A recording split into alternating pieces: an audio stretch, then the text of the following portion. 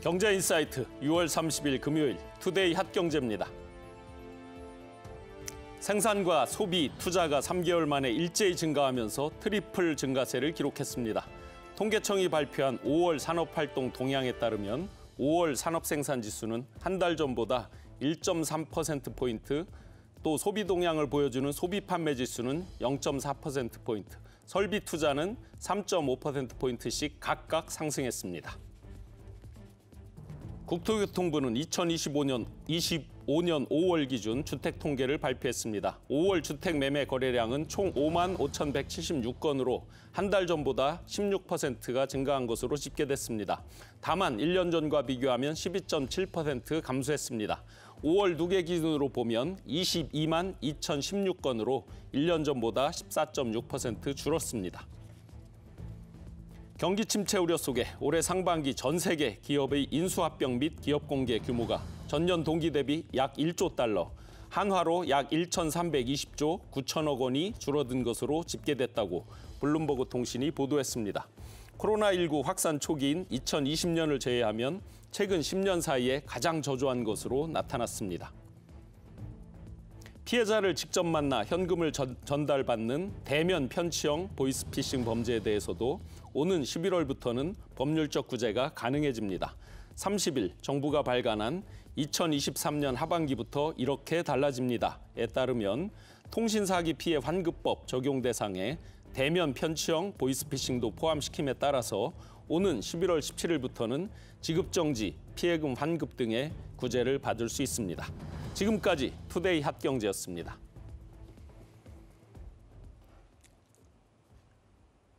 시청자 여러분, 안녕하십니까? 경제인사이더들의 신박한 통찰과 함께하는 경제인사이트 신용환입니다. 상저하고 올해 연초에 우리 경제를 두고 정부는 물론 경제 전문가들도 모두 상반기에는 경제는 어렵지만 하반기에는 상황이 호전될 것이다 라고 전망을 내놨습니다. 물론 주식시장도 그렇게 전망을 했었죠. 이제 오늘이 지나면 올도 상반기 6월 달이 끝나고 이제 하반기가 시작되게 되는데요. 그렇다면 하반기에는 우리 경제가 과연 기존에 전망했던 것들처럼 상저하고로 호전될 수 있을까? 고생 끝에 낙이 와야 될 텐데요. 과연 그렇게 우리 경제가 긴 터널을 지나면서 밝은 햇빛을 받을 수 있을지 한번 전문가들 모시고 자세하게 분석해 보도록 하겠습니다. 본격적인 오늘의 핫 이슈 분석해 보기 전에 자세한 내용 먼저 화면으로 만나보겠습니다.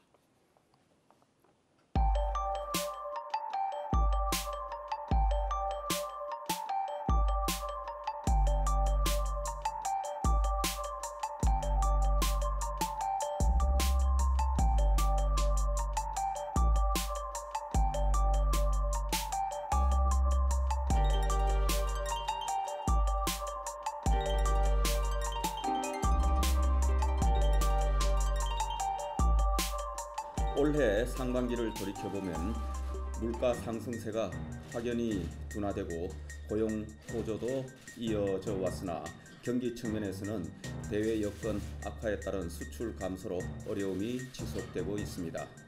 이에 따라 우리 경제의 상저하고 흐름에 대한 기대는 유지되고 있지만 여전히 경기, 금융시장 등 경제 곳곳에 불확실성이 상존해 있습니다.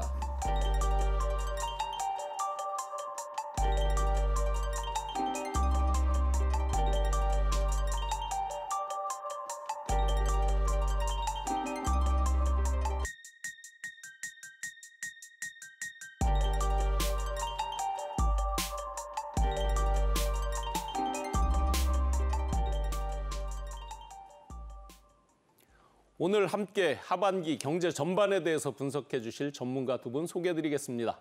정철진 경제평론가, 손석우 건국대 행정대학원 겸임교수 함께합니다. 예, 두 분 반갑습니다. 네, 안녕하세요. 고맙습니다. 네, 기존에 우리가 상저하고 많이들 얘기를 했습니다. 실제 그렇게 됐는지 여러 가지 상반기 현상들을 분석을 해보고 하반기를 전망하는 것이 맞겠지요. 그래서 상반기에 진짜 상저하고 현상들로 그렇게 됐는지 전반적으로 먼저 한번 짚어보겠습니다. 평론가님, 상반기에 진짜 상저하고에서 상저 그 부분은 수출, 소비 이런 부분에서 다 상저가 맞습니까? 좀 섹터를 나눠서 봐야 될 것 같습니다. 이제 상저하고라는 트렌드에 맞춰서 크게 한 3가지 분야로 나눠볼 텐데요. 첫 번째는 이제 생산, 기업 사이드를 볼 수가 있겠고요. 두 번째는 이제 소비 사이드, 세 번째는 자산 시장으로 한번 나눠서 생각을 해보도록 할게요. 일단 기업 쪽, 생산 쪽은 상저가 맞습니다. 굉장히 혹독한 상반기를 보냈었고요. 특히 무역 수지 적자가 이게 될 듯 적자에서 헤어나오진 못하고 있습니다. 다만 적자 폭은 줄어들고는 있으나 아직까지 우리가 무역 수지, 뭐 나아가선 경상 수지까지 합쳐서도 빠른 턴어라운드를 했다라고 보기는 힘들었던 상반기였다라고 보고 있고요. 아마도 조금 이따 이야기를 하겠지만 하반기에 얼마나 빨리 우리의 무역, 특히 수출, 이 중에서 반도체가 살아나느냐가 아마 생산 사이드에서는 핵심 요인이 될 것 같다. 그래서 뭐 생산 쪽은 상저가 맞았습니다. 그다음 소비 쪽은 중립이었던 것 같아요. 네. 완만한 내수 회복세인데 이유는 2가지였습니다. 물가와 금리. 물가가 여전히 높은 고물가 시대이기는 하나 작년 대비 물가 상승률 자체는 둔화가 되면서 나름 소비자들이 심리적인 여유를 찾지 않았겠느냐. 게다가 금리도 정말 작년 하반기에 무섭도록 높았죠. 네. 주택담보대출 7%, 8%까지 갔던 게 4%대, 3%대 후반대까지 떨어지면서 나름 좀 위축됐던 소비가 어느 정도 풀리게 되면서 소비 사이드에서 이제 중립적인 그런 뭐 중립 보통이었다라고 볼 수가 있겠고 자산 시장이 완전히 좀 특이한데 오히려 자산 시장은 상반기에 활짝 웃었다 이렇게 볼 수가 있습니다. 네. 주식만 보더라도 코스피가 뭐 연초에 2,150대까지 떨어진 게 2,600까지 치솟았었거든요. 네. 그러니까 상반기만 놓고 보면 많은 증권 전문가들이 예측했던 뭐 상저하고가 완전히 틀렸죠. 상반기에 굉장히 이제 높은 고점을 이제 형성하게 됐는데 핵심은 외국인 투자자들의 순매수가 네. 물밀듯이 들어와서 아마 이제 하반기가 남아 있습니다만 상반기만큼으로만 끝나도 올 한 해가 역대 최대 외국인 순매수를 기록했던 이제 한 해가 될 것으로 보여지고 있고요. 부동산은 이거는 뭐 상저라고 표현하기도 좀 그렇고 중요한 것은 계속 떨어지던 집값이 이제 횡보, 네. 강남 쪽은 다시 이제 상승하게 바닥론이 된 서울 같은 네. 경우는 많이 이제 형성이 됐죠. 그런 상반기가 자산 시장이었다 이렇게 정리를 하고 싶습니다. 네, 주식시장처럼 실제 많은 전문가분들의 예측이 틀려도 좋으니까 상저를 극복하고 바닥을 다졌으면 좋겠습니다. 송 교수님 어떻게 네. 평가하십니까? 전 뭐 이제 총평이니까 좀 그 부정적인 얘기에 앞서서 그래도 우리 경제가 여러 여건들이 참 녹록지 않았는데 뭐 국민들께서 슬기롭게 잘 버티고 계시지 않나 그런 측면에서 보면 응원과 위로를 좀 먼저 보내는 게 맞지 않나 이런 생각이 들고요. 네네. 뭐 지난해와 마찬가지로 역사적으로 손꼽힐 만큼 강력했던 금리 인상 후폭풍 참 온몸으로 맞았던 상반기가 아닌가 싶습니다. 그래도 다행스러운 것은 최근에 드러나고 있는 지표들 앞서 정평론가께서 말씀하셨지만 뭐 생산 소비 투자 이런 것들이 빠르게 회복되는 턴어라운드하는 모습을 보이고 있다는 것이 참 긍정적인 것 같고 오늘 또 나왔지 않습니까? 5월 전산업 생산 지표 뭐 소비 투자 뭐 전 부분에서 트리플 증가하는 모습을 보면 네. 이런 것들은 상당히 긍정적으로 볼 수 있을 것 같고요. 그러나 이제 상반기 전체로 놓고 봤었을 때 역시 경제는 전반적으로 힘들었고 첫 손에 꼽을 수 있는 원인은 역시 수출 부진이었다. 그중에서도 우리 핵심 주력 산업이라고 할 수 있는 반도체가 부진했고 가장 의존도가 큰 대중국 무역 여전히 적자 구조를 벗어나지 못하고 있다. 이거는 우리 경제가 여전히 안고 있는 문제라고 생각하고요. 시각을 좀 국내로 돌려보면 가계부채 이야기를 뺄 수 없을 것 같습니다. 뭐 가계부채 문제, 특히 자영업자라든지 소상공인 같은 취약계층에 안고 있는 대출 문제, 점차 또 소득 분배도 악화되고 있다는 점도 역시 우리 경제의 구조적인 문제가 다시 드러나고 있다라는 부분으로 꼽을 수 있겠고요. 이런 것들을 다 감안하더라도 그나마 좀 희망적인 거, 다행스럽게 여겨지는 것은 그렇게 안 잡히던 물가가 그래도 상반기에는 잡히기 시작했다는 것. 작년 7월에 6.3%까지 최고치를 찍었던 물가가 3%대까지 일단 절반으로 떨어져 가면서 안정을 찾아가고 있다는 것은 그래도 그나마 긍정적으로 해석을 할 수 있는 여지를 남겨두고 있습니다. 네, 가계부채 문제 등을 좀 이따 이제 심도 있게 한번 네. 더 보기로 하고요. 지난 엊그제 그 추경호 경제부총리 주재로 그 비상경제 장관 회의가 열렸죠. 이 자리에서 이제 물가 상승세가 확연히 둔화하고 있다. 또 수출, 투자, 촉진 및 내수, 지역 경제 활성화 등 경제 활력 제고에 매진하겠다 하면서 이제 하반기 경제 운용 방안에 대해서 어느 정도 방향성에 대한 코멘트가 있었어요. 네. 네 가지로 이제 큰 방향을 정하고 했다고 하는데 주요 내용들 한번 소개해 주시고 그런 방향들에 대해서 평가 한번 부탁드리겠습니다. 이제 다음 주에 아마 이제 하반기 구체적인 경제 정책 방향이 나올 것 같습니다. 뭐 세부적인 정책안도 나오게 될 텐데 일단 추경호 경제부총리가 크게 네 가지의 큰 꼭지점 우리 나아갈 방향을 제시를 했습니다. 첫 번째가 경제 활력 제고였고요. 두 번째가 민생 경제, 그다음 세 번째가 경제 체질 개선, 마지막 네 번째가 미래 대비 이렇게 돼 있는데 용어를 뭐 간략하게 설명해 드리면 역시 경제 활력 제고는 수출이겠죠. 무역 수지. 무역이 힘들다는 것은 아마 정부도 누구보다도 잘 알고 있을 것 같고요. 그래서 경제 활력을 현재로서 더 끌어올리려면 역시 수출, 무역에서 숨통이 트여야 되지 않을까라고 해서 아마 이 부분에 정부도 좀 더 많은 노력을 기울일 것이다라고 볼 수가 있겠고 다행히도 반도체 쪽에서 그래도 좀 희망 섞인 이야기들이 나옵니다. 뭐 아직까지 우리가 판단하기는 섣부르지만은요. 바닥을 혹시 통과하고 있는 것 아니냐 뭐 이런 것들 때문에 아마 정부도 내심 하반기에 수출, 하반기에 무역 부분은 좀 기대하고 있는 것이 아닌가 이런 눈빛도 살펴볼 수 있을 것 같고요. 두 번째 민생 경제는 역시 뭐겠습니까? 물가죠. 예, 그래서 물가를 잡는 쪽으로 또 노력하는 아마 그렇게 경제 방향을 세웠고요. 최근에 라면값 인하라든가 뭐 라면값 내리니까 뭐 알아서 또 제거 업체들도 내리고 있는 이런 것들에 대한 강력 드라이브를 하반기에도 좀 더 걸 가능성이 높다 이렇게 보여지고 있습니다. 세 번째 경제 체질 개선인데 이 부분이 좀 지난하고 힘들 것 같아요. 우리가 어떻게 체질을 바꾸냐? 구산업에서 첨단 산업으로 바꾸는 이제 요 숙제 외에 현재 윤석열 정부 또 추경호 경제부총리는 한 가지 또 중요한 그러나 그 누구도 잘 못했던 어려운 것들을 제시를 했는데 역시 3대 개혁입니다. 예, 노동개혁, 교육개혁, 연금개혁을 또다시 언급을 함으로써 지금 이 중에서 일단은 교육개혁 쪽에 먼저 좀 드라이브를 거는 모양새에 있기는 한데 하반기에도 아마 이 세 가지 부분에 대한 개혁 작업은 이어지지 않을까 이렇게 전망을 해봅니다. 마지막 미래 대비는 저출산 고령화죠. 이거는 정말 엄밀히 말해서 가장 중요한 이슈이기도 한데 참 해답을 찾기가 모호하고 또 어려운 작업이긴 한데 이 부분에 대해서도 이번에 함께 언급할 것으로 보여서 아마 하반기에 근데 이거 네 가지가 또 늘 있었던 부분이기도 합니다. 늘 있지만 상당히 해결하기 어려운 일들. 운영의 묘겠죠. 어떤 정책들이 세부적인 나오는지 한번 지켜보시죠. 네.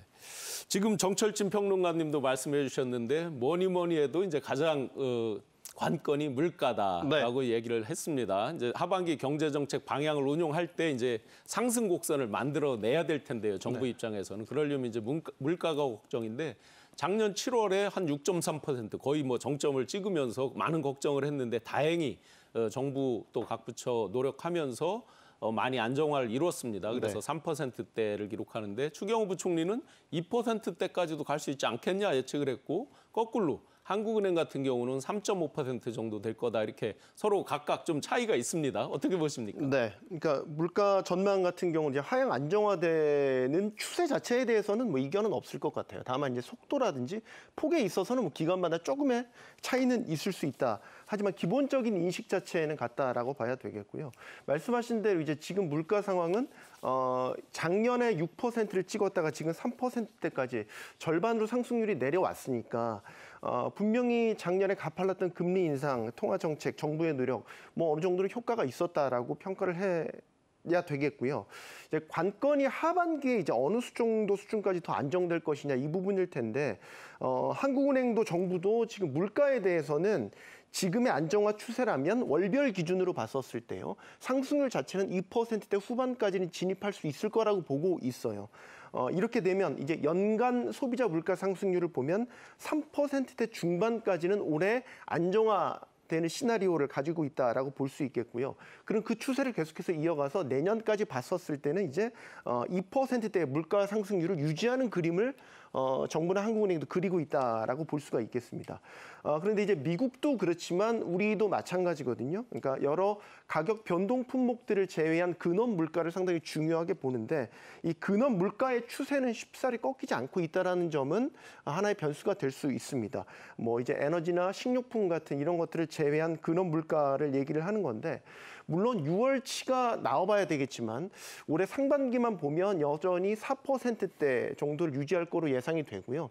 작년에 이게 하반기를 보면 4.1%였어요. 그러니까 우리가 그냥 물가 상승률은 많이 떨어졌지만 근원 물가는 많이 꺾이지 않고 있는 흐름이거든요. 소폭 낮아지는데 그쳤단 말이죠. 또 하나 이제 짚을 수 있는 게 체감 물가 부분일 것 같아요.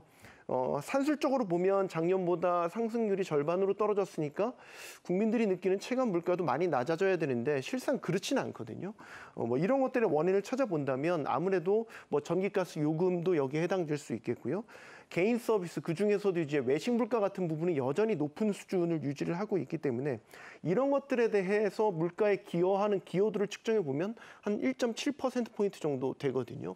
그러니까 지금 3%대니까 1.7%포인트가 기여한다면 절반 정도가 이 외식 물가라든지 아니면 공공요금 인상 부분에서 물가 상승률을 차지하고 있다라고 봐야 되기 때문에 근원적으로는 근원 물가가 잡히지 않는다면은 사실상 한국은행 정부도 계속해서 고민을 해봐야 되는 문제가 될 것 같습니다. 다만 지금의 이제 유가가 많이 떨어졌지 않습니까? 네네. 그리고 지금 금리도 여전히 이제 높은 상태를 유지할 것으로 예상이 되고 뭐 하반기 한 차례 정도 더 올릴 수 있는 시나리오도 갖고 있죠. 그런 추세로 보면은 물가는 그래도 속도의 문제겠지만 하향 안정화되는 추세 자체는 접어들었다 이렇게 볼 수 있겠습니다. 네. 이런 전문적인 어떤 분석 수치를 떠나서 우리 일반 국민들이 생활 속에서 느끼는 물가에 대한 부분은 아마 의식주 가운데에서 외식 물가라든지 우리 일상적으로 먹는 라면 가격이라든지 이런 거에 상당히 아마 민감할 것 같습니다. 1분기에 우리가 소득이 3.4% 늘을 때 라면 값이 12.4%나 올라서 많은 분들이 굉장히 물가 상승에 대한 걱정과 불만이 있었는데요. 이번에 이제 정부에서 부총리께서 어떤 말씀이 있었고 또 부처에서 어떤 권고처럼 어떤 이야기가 있으면서 이제 라면 값이 한 4.5% 떨어졌다. 그런데 이제 또 하반기에 보면 우유 가격 상승 요인 또 엘니뇨 같은 이제 기후 변화 이런 부분들에 대해서 여러 가지 불안한 변수들이 많이 지적되고 있거든요. 네. 하반기 어떻게 생활 물가 이런 부분은 어떻게 보십니까? 일단은 라면 이야기를 하기 전에 이제 소주가 예, 있었었죠. 예. 실은 소주를 한번 소주 가격을 올리려고 업체들이 1차 시도를 했었었는데 그때도 아마 비슷한 방식으로 이제 정부의 경고. 그래서 이제 술값은 올라가지 못한 채로 소주 맥주가 다 계속 네. 1월 달부터 내려왔습니다. 네네. 그렇게 이제 시간이 갔었는데 라면 같은 경우에는 작년에 한 12%를 이제 올리게 되면서 지금 화면에 나오는 것처럼 이제 소주, 맥주와 라면의 대비가 확연하죠. 네. 이런 채로 이제 5월이 흘러오게 된 건데 6월 18일이었을까요? 6월 중순에 이제 추경호 부총리가 한 TV에 나와서 이제 그 얘기를 꺼내게 된 겁니다. 이제 국제 밀 가격이 작년 대비해서 한 45%가 폭락을 했는데 작년에 라면 가격을 올렸었던 이유가 실은 국제 밀 가격이 올랐기 때문에 올린 거거든요. 네. 그렇다면 이걸 적정하게 맞춰서 내려야 되는 것이 아니냐. 근데 저기도 표현이 나왔지만 내렸으면 좋겠다라고 이야기를 했고요. 정부가 나서면 안 되니까 소비자 단체가 함께 저걸 이슈화했으면 좋겠다라고 하니까 바로 이제 소비자 단체가 강력하게 저기에 항의를 하게 됐었고 이렇게 되자 이제 라면 업계에서는 좀 일종의 올릴 수 없다는 이야기를 하죠. 그 이유가 명분이 뭐냐? 네. 국제 밀 가격은 떨어졌지만 국내에서는 밀로 바로 라면을 만드는 건 아니거든요. 네. 소맥분, 그러니까 네. 밀 가루를 만드니까 제분 업체들은 가격을 안 내리고 있다. 네. 그러니까 국제 밀 가격이 떨어져서 라면 가격 내린다는 것은 좀 앞뒤가 안 맞는다. 아마 내부적으로 보면 선물 시장에서 예를 들어 반년 전에 계약해 놓은 것도 있을 것이고 뭐 여러 이제 이유는 아마 많이 예. 있을 거는 같습니다. 그러니까 그렇게 되니까 정부가 먼저 제분 업체를 또 갑니다. 네. 그래서 제분 업체한테 뭐 7곳들이 있거든요. 뭐 대한제분이라든가 제분 업체한테 왜 밀가루 가격을 안 내리냐? 국제 밀 가격이 내렸는데. 그러니까 제분 업체가 내린다고 해버린 거예요. 그렇게 되면 라면 업체도 안 내릴 이유가 없죠. 네, 그래서 이제 자연스럽게 라면 가격 인하까지 이제 오게 되는 이게 이제 최근에 있었던 라면 가격 인하고요. 그런데 이제 앞서 소주나 라면이 그렇게 물가 가중치가 높은 품목은 또 아니거든요. 네. 그럼에도 아마 이런 상징성 때문에 정부가 직접 나섰다 이런 해석이 이제 가능한데 이제 하반기에는 뭐가 문제냐? 일종의 이게 정부가 개입을 한 거잖아요. 네. 근데 항상 개입을 할 때는 원치 않는 부작용과 왜곡이 있거든요. 네. 그 대표적인 게 형평성 논란이 이제 있습니다. 즉 라면 소주는 내렸죠. 네. 근데 가령 냉면 같은 경우에는 지금 천정부지입니다. 뭐 네, 네. 16,000원, 18,000원. 16,000원, 그러면 18,000원 많이 올라오고. 예, 냉면을 왜 놔둬? 뭐 네. 이제 가격 올리는 데는 왜 놔둬가 이렇게 자연스럽게 되는 거고요. 네. 당장 지금 나오는 게 원유값입니다. 예. 네. 근데 원유 가격은 또 올려줄 것 같거든요. 농림부의 현재 반응을 좀 보면 그렇게 되면 이제 상호 간의 이런 큰 틀에서의 조율이 이제 점점점 되기가 힘든 그런 측면이 하나가 있고요. 두 번째는 이러면 안 되는데 원재료 가격이 또 오르는 거예요. 아. 그게 이제 앞서 우리 앵커가 이야기한 것처럼 네. 슈퍼 엘니뇨. 네. 만약에 7월이 어떻게 될지 모르겠지만 정말 작황부진이 확실하게 된다면 아마 8월부터 선물 시장은 난리가 먼저 날 거거든요. 똑똑하니까. 네. 그렇게 될 경우에는 이게 또 정부가 골치 아픈 일이 있겠다. 그런 것까지도 좀 함께 내렸지만 또 이게 여기서 끝난 게 아니다라는 대비책도 필요할 것 같습니다. 좀 전에 평론가님이 이제 천정부지로 치솟는 냉면 가격까지 말씀 주셨는데요. 네. 야권이나 일각에서는 왜 현 정부가 시장 자율을 강조하면서 왜 이 개별 물가, 개별 품목에까지 관여를 하느냐 이런 비판도 일각에서는 있거든요. 네. 그런데 이제 전체적으로 많이 오르니까 국민들의 어떤 민심은 상당히 안 좋고 이런 건데 어떻게 보십니까? 앞서 말했지만 상징성인 것 같아요. 네. 이게 큰 틀에서 내리는 어떤 물가 상승률을 떨어뜨리는 차원은 아니거든요. 네. 오히려 그거야 국제유가가 훨씬 더 좌지우지하는데 아마 정부는 소주, 라면 이것이 서민 물가의 가장 큰 네. 서민만 따로 떼어놓고 보면 소주라든가 라면 값이 큰 비중과 영향을 줄 거라는 이제 생각에서 아마 인위적인 가격 통제를 하지 않았나 생각을 해보는데 앞서도 말씀드렸듯이 이게 결국은 형평성 논쟁으로 가게 되면 왜 치킨 값은 한 마리당 3만 원 놔도 또 이제 이렇게까지 네, 불씨가 네. 커져갈 수가 있거든요. 네, 네. 여기에 대한 플랜도 분명히 정부는 또 국민들에 대한 대답도 갖고 있어야 할 것 같습니다. 네. 일단 라면 가격이 이제 4.5% 정도 이렇게 내려가는 부분은 아마 국민 여러분들께 상당히 이제 좋은 소식인 것 같은데 여러 가지 걱정들이 많습니다. 기후변화 문제까지 겹치면서 여러 걱정이 많은데 그 가운데서 물가에 가장 또 직접적으로 또 간접적으로 영향을 미치는 게 공공요금이죠. 전력요금이라든지 가스요금 이런 부분들인데 정부에서 이제 여러 가지 그 상황을 감안해서 1분기에 이제 일부 동결한 것들이 많이 있었는데 예를 들어 한국전력 같은 경우 누적 적자가 벌써 45조 네. 막 이렇게 되니까 그렇죠. 마냥 이걸 안 올리고 그대로 유지하기 또 어려운 측면이 분명히 있을 겁니다. 네. 물가 파급력은 크고 안 올릴 수는 없고 여러 가지 딜레마일 것 같은데 이런 부분은 어떻습니까? 그러니까 이제 한전의 적자 수준이 거의 턱 밑까지 이제 올라오니까 뭐 작년부터 해서 지금 전기료 같은 경우 올린 게 2분기부터 5번 연속 인상을 했고요. 결국 이제 3분기에 동결을 하긴 했지만 4분기에도 이제 인상 가능성이 상당히 높은 그런 상황이죠. 그러니까 올린 퍼센테이지를 보면 한 40% 가까이 돼요. 이게 이제 올 상반기에 그럼 물가에 어느 정도 영향을 미쳤냐? 뭐 이런저런 변수들을 제외하면 1%포인트 정도는 전기가스 요금 인상분이 반영이 됐다라고 보니까 이게 누구나 다 쓰는 공공요금이니까 미치는 영향이 클 수밖에 없겠죠. 3분기에는 일단 그래도 동결할 수 있는 여력이 좀 생겼고 물가를 좀 잡아야 되겠다라는 정부 의지도 반영이 됐기 때문에 3분기에 좀 동결을 한 거라고 보고 다만 이제 정부 계획상 보면 4분기에 인상을 해야 된다라고 치면 지금 계획상 보면 30원 이상 또 올려야 되는 그 남은 분이 생겨 있거든요. 그러면 계획대로 다 올릴 수 있겠냐?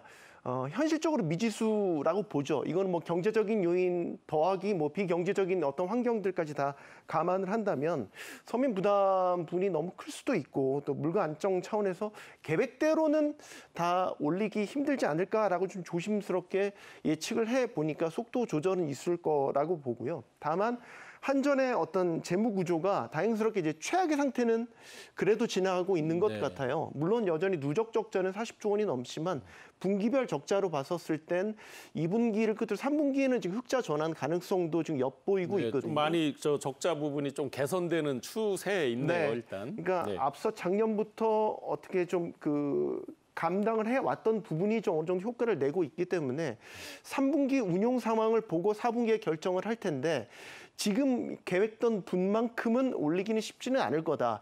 또 확실히 물가 안정에 대한 의지가 여전히 1순위에 있기 때문에 이런 부분들을 전반적으로 감안한 결정이 내려지지 않을까 싶습니다. 네.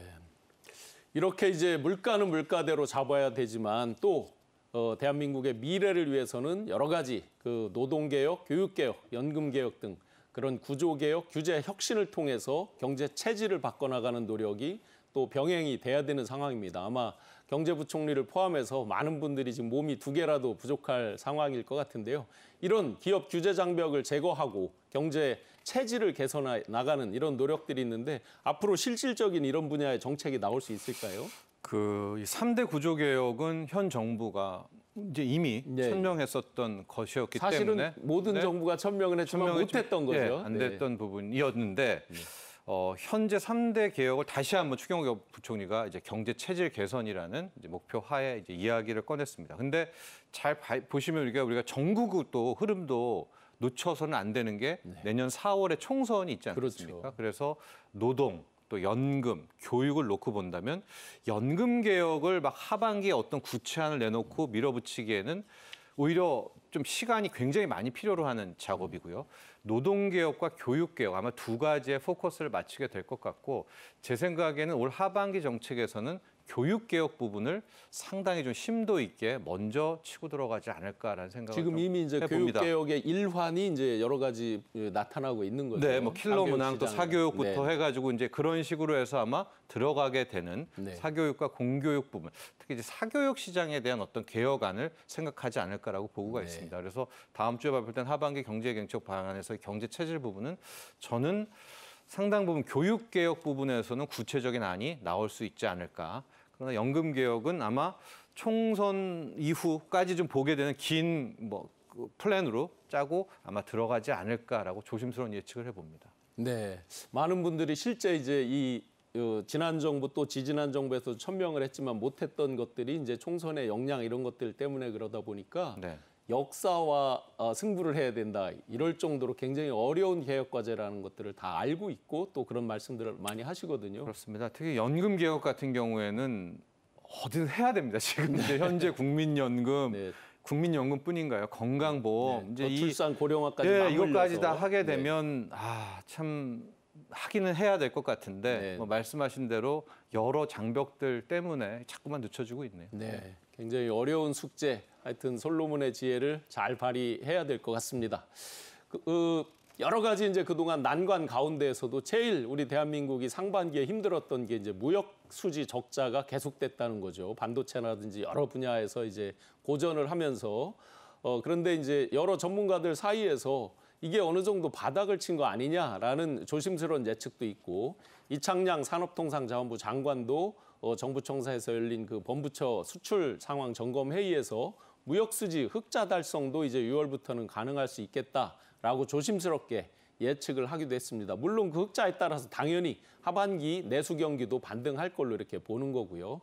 소비자 심리도 반등하고 있고 무역 수지 적자 폭도 축소되고 있고 여러 가지 조금 이제 하반기에는 좋은 조짐이 나타나고 있는데 하반기 우리가 가장 상반기 고전했던 무역 수지 이 부분은 어떻게 전망하십니까? 네, 뭐 우리 당면한 발등에 물 떨어진 거 물가랑 무역, 네. 특히 이제 수출일 텐데 월별로 따지면 지금 무역 수지 15개월째 적자지 않습니까? 역시 말씀드린 대로 반도체, 대중국 수출 부진을 다른 곳에서 메꾸고 그래도 환율도 좀 최근에는 안정이 돼 가면서 적자 폭을 지금 보시는 것처럼 줄여 나가고는 있죠.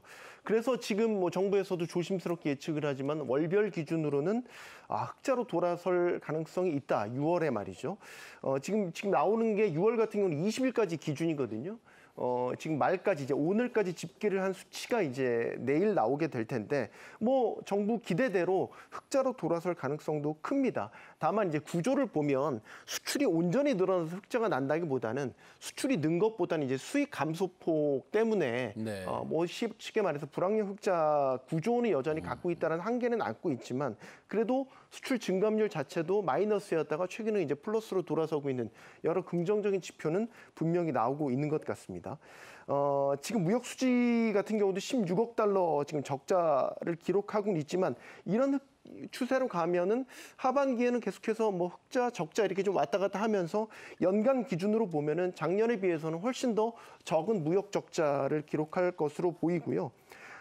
이제 그러면 수출이 바닥을 짚고 서서히 회복되는 기조로 갈 가능성 현재로서 분명히 높아 보이기 때문에 이 수출 흐름만 본다면 정부의 기대대로 상저하고의 흐름을 보일 수 있다. 다만 완연한 상저하고 흐름일 것이냐 여기에 대해서는 단서들이 몇 가지 필요할 것 같은데 반도체 경기가 3분기에 살아날 수 있을 것이냐 여기에 대해서 의문을 갖는 전문가들이 많이 있습니다. 네. 뭐 지금 메모리 반도체 가격 흐름이나 이런 걸 보면 아직은 바닥권이기 때문에 빨라봐야 4분기부터 뭐 늦게는 연말까지 돼야 반도체 경기가 좀 회복세로 돌아섰다라고 보는 전문가들이 많이 있기 때문에 이를 근거로 본다면 완연한 상저하고는 어렵지 않을까라고 보는 거고 대중국 수출 같은 경우도 이제 우리가 소위 말해서 중국이 코로나 그 폐쇄 정책을 풀면서 리오프닝 효과라는 걸 기대를 했었는데 1분기의 성장률이 반짝한 걸 빼고는 2분기부터 또 지표가 흔들리는 모습을 많이 보이고 있거든요. 네.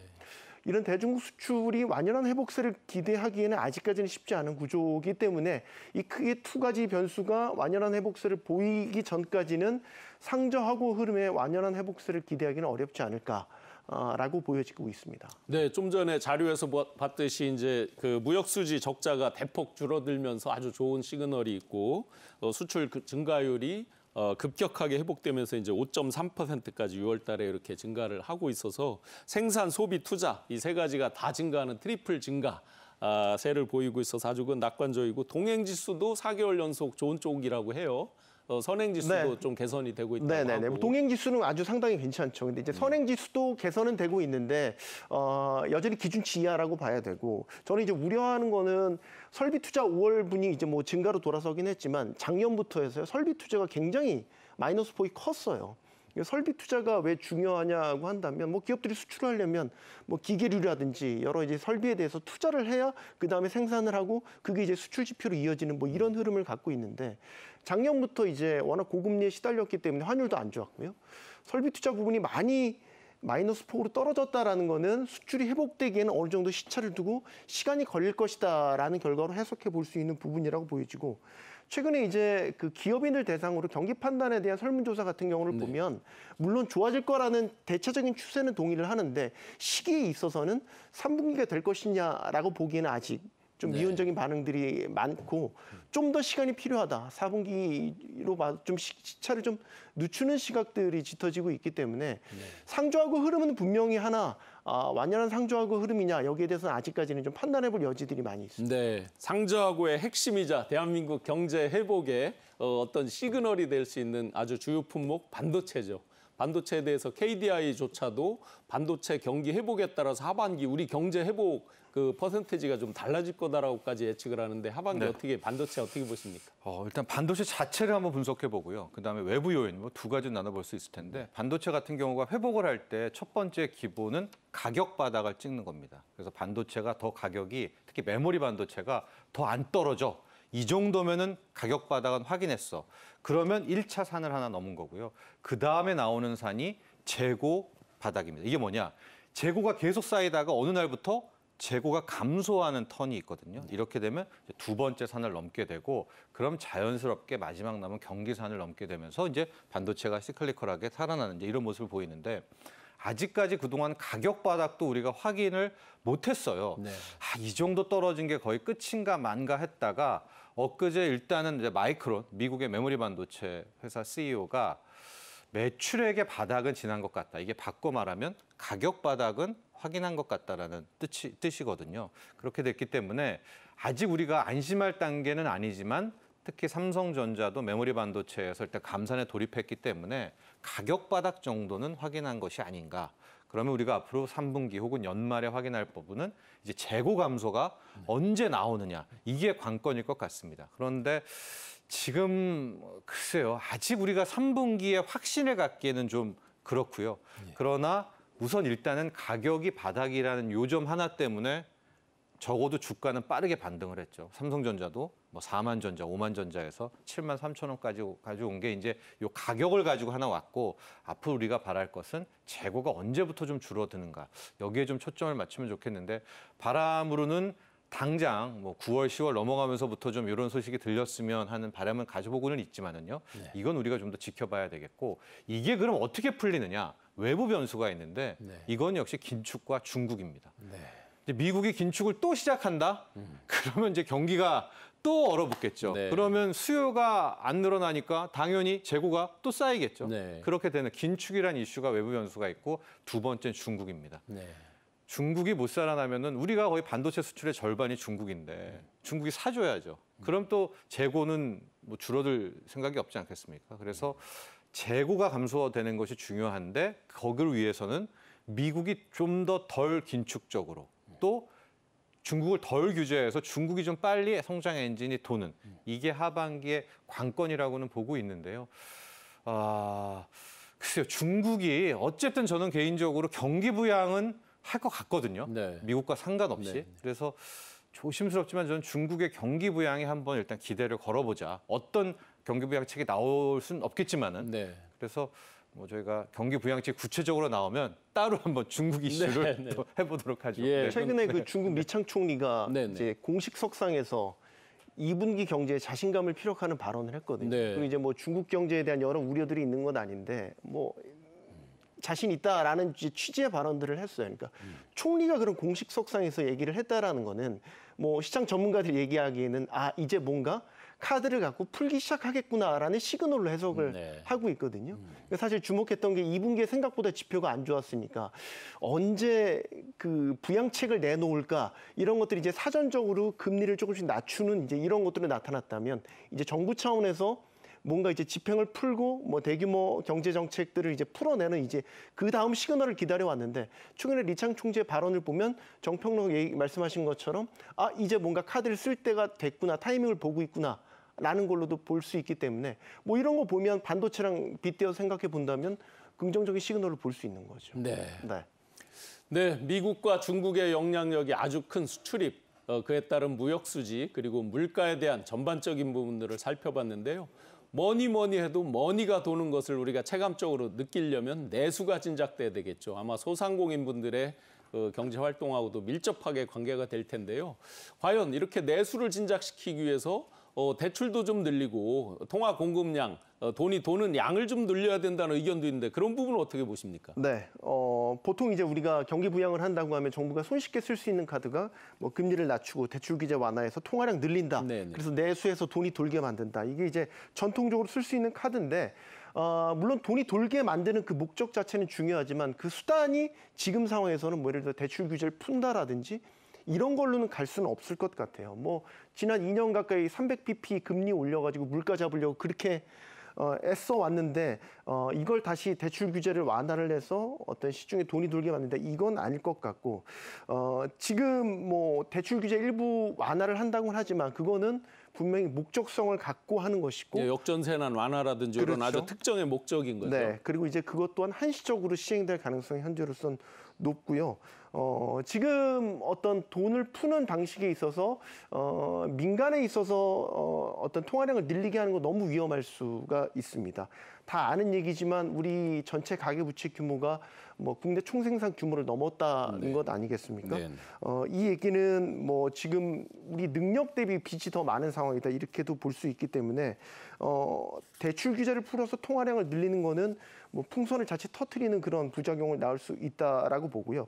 가계부채 문제에 있어서는 올해까지는 좀 각 소득 계층이 데드라인을 넘지 않도록 방어적인 포지션을 취하는 데 좀 주력을 둬야 된다라고 보고 다만 여기서는 앞서 말씀드렸던 소상공인이나 자영업자 같은 취약계층이 부채 때문에 무너지지 않도록 좀 지원을 해야 되는 것 또 돈을 돌게 만들되 생산적이지 않은 돈 뭐 예를 들면 부동산 시장에 투기성으로 들어가는 자금들 이런 것들이 시장을 좀 교란하지 않도록 차단을 하는 그런 역할들을 해야 될 수 있겠고 자칫 완화적인 어떤 잘못된 시그널이 지금까지 취해왔던 어떤 긴축적인 통화 정책의 잘못된 신호를 시장에 전달할 수 있기 때문에 전체적인 흐름은 기존에 해왔던 긴축적인 흐름은 계속해서 이어나갈 수밖에 없는 그런 구조라고 생각을 합니다. 네.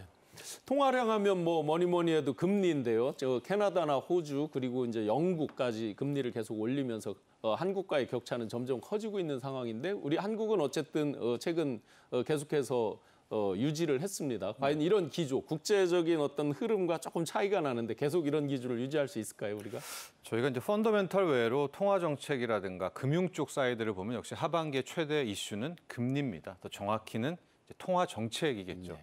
작년은 전 세계가 일방향으로 똑같은 통화 정책을 펼쳤습니다. 핵심은 인상이죠. 긴축.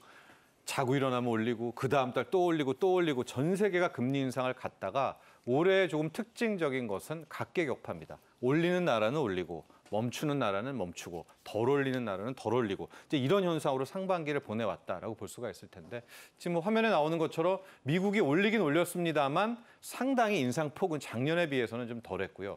캐나다는 뭐 하염 없이 동결하겠다라고 외쳤다가 지금 지난달부터 다시 올리는 기조로 바뀌었고 유럽으로 가면 유럽은 계속 올리고 있고요.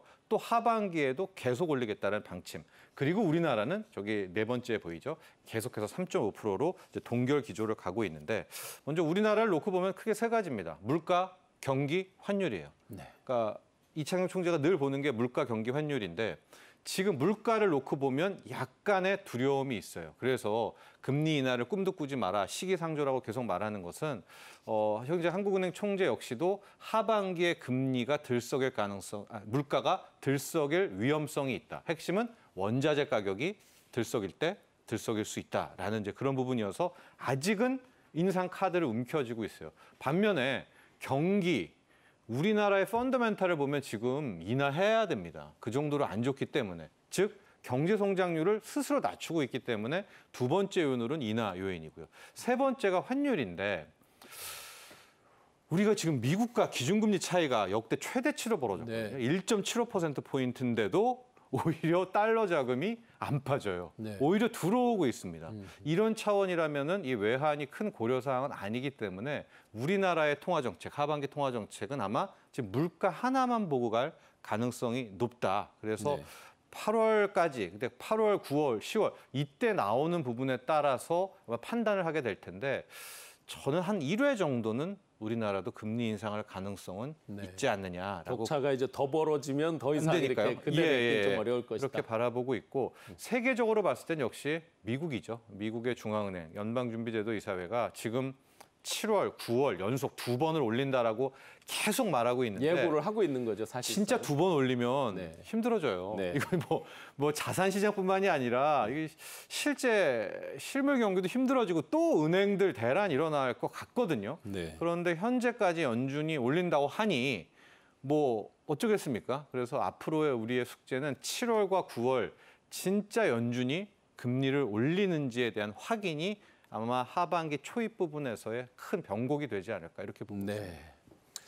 물가 그리고 무역 수지 그리고 내수 진작 그와 직결되는 여러 가지 통화량까지 전반적으로 살펴보았습니다. 그러면 이제 이러이러한 분석을 놓고 결국 정부에서도 올해 이제 하반기 경제 성장률 예측치 전망치를 낼 텐데요. 정부 기관마다 다 예측치가 조금씩 다릅니다. 기재부는 1.6%를 예측을 하고 있고 한국은행은 1.4%, 또 KDI는 1.5% 등등으로 예측치가 조금씩은 다 다릅니다. 과연 하반기 경제 성장률 예측 어떻게 보십니까?